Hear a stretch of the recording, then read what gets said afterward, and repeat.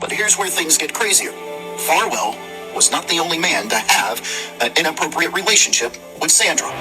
After the internal investigation, it was discovered that his twin brother, William Farwell, also had a relationship with Sandra. And Robert Devine, he too had an inappropriate relationship with Sandra.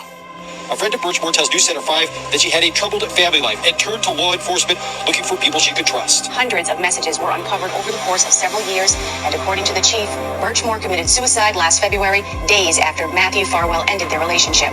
I don't know how the fuck this timeline's making me redo a video from September where the actual story is worse than what I put out there. So it wasn't just 3 cops passed around a 13-year-old they met in an after-school program and then she unalived herself when she got pregnant because they abandoned her. No, it's worse than that. It took a year before the authorities would release the footage of the night that Sandra Birchmore died, and the reason why her friends and family asked for it is because none of them thought that she was suicidal, and they're probably right.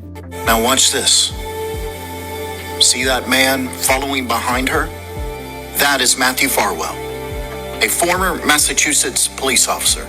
He spends 30 minutes in Sandra's apartment, and then he leaves.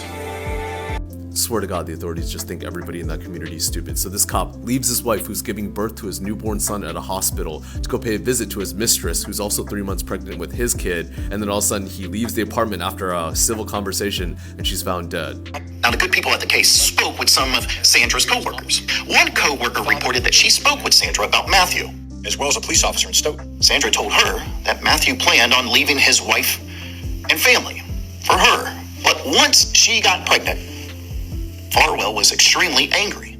According to that co-worker, Farwell began threatening Sandra, especially about the pregnancy, telling her that if you don't take care of it, I will. The co-worker also claims that Sandra once told her that if something bad happens to me, he's to blame.